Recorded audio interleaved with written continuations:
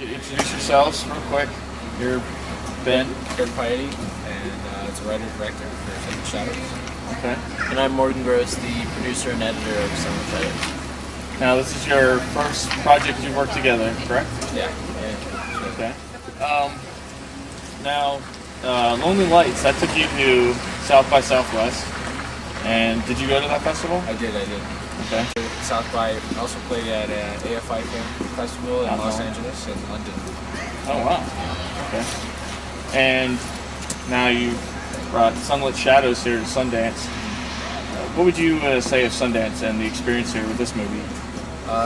It's a little overwhelming. There's a lot of pressure here to make the right connections and network and get the next project going, feature-wise and stuff like that. So, but it's kind of calmed down the second weekend, and it's been nice to see some films and enjoy the snow. I mean, I think Sundance is great. I mean, the people here are fantastic. I definitely have to say the programmers are excellent people here. I mean, they're really willing to talk to you and meet with you and be good friends, which I didn't expect. So Sunlit Shadows is a visual mixtape about the breakup of a couple, told from each person's perspective. So it's the exact same video edit, twice, with different sound mix and different music to reflect each character. Like their perspectives and things like that. Sort of an experiment like on how you view a film based on audio, based on what you hear. But you did the Lonely Lights, and then, Sunlit Shadows. Yeah. I think I probably posed this question in an email earlier about, would you say this might be a phase you're going through with the whole Lights and light? stuff? Yeah.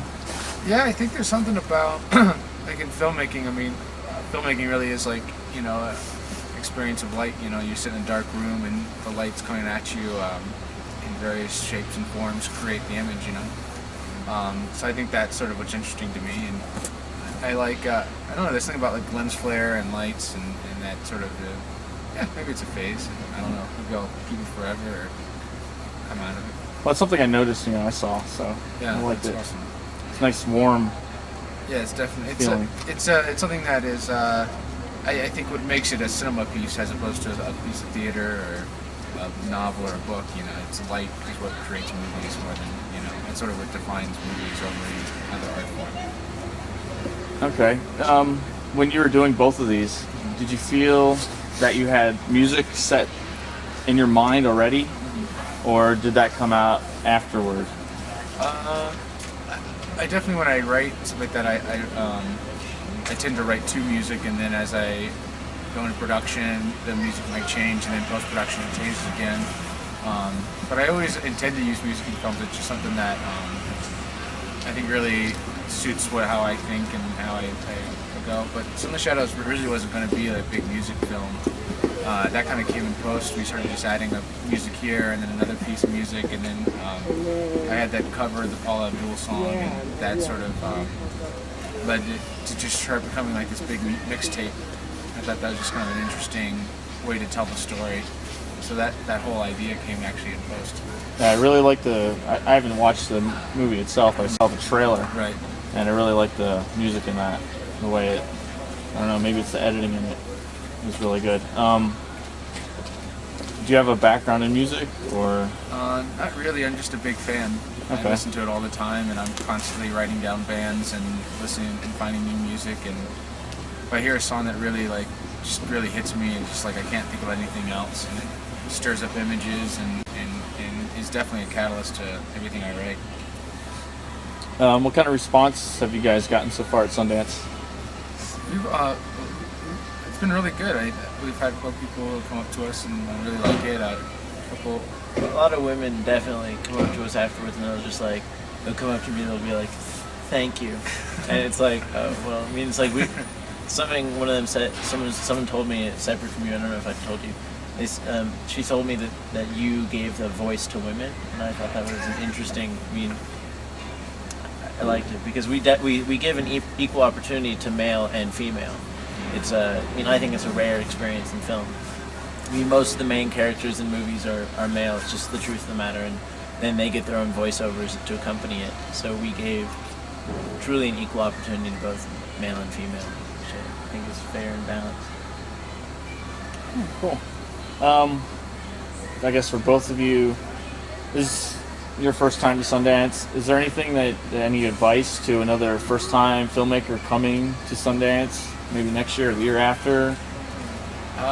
Just definitely come prepared. I mean, like the first weekend's definitely much more like everybody's here, the agencies and just the crowd's much bigger and scarier, and people want to know what you're doing. And then the second weekend's more the time to relax and enjoy the festival. So I'd say you gotta come. I could definitely come prepared, have lots of postcards, and ready to talk about your film and what's next and that kind of thing. Yeah, I definitely think when coming to Sundance for first-time filmmakers, it's really important to understand what you're here for, and whether you're here, like our example is just to express art. I mean, I think that's a huge thing, and if you're here to sell something, then that's your goal. But I mean, we're very lucky to be in shorts, so we don't have the pressure of trying to sell stuff. I mean, we can just be here and enjoy it for what it is. It's a lot of really talented filmmakers coming together to show their work, and I think that's great. Do you guys have any projects lined up right now?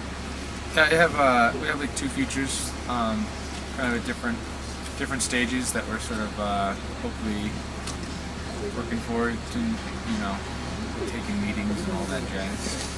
As they say. The business of filmmaking is very interesting. I don't know. I kind of enjoy it because I grew up in Los Angeles, so I feel like I understand it to some extent. But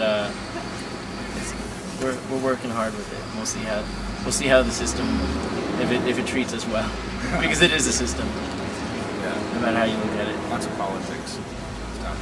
Yeah. But you get past that, and then when you finally when you get to make the film, that's when you can kind of come back to the creative and artistic side of it. Yeah. I mean, it's you have to do a lot of business before you get to really make art, which is kind of a shame, but it's true. It is. Okay. Can't think of anything else. Do you want to ask anything?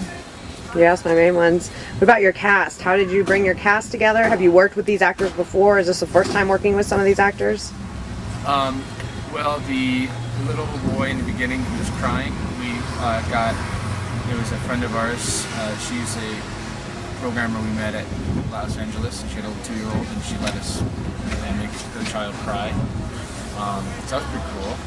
And then the other actors we just found through postings online and various sort of things. We had them sit in headshots and did the whole audition process. So I never met them before, and they turned out to be like pretty amazing.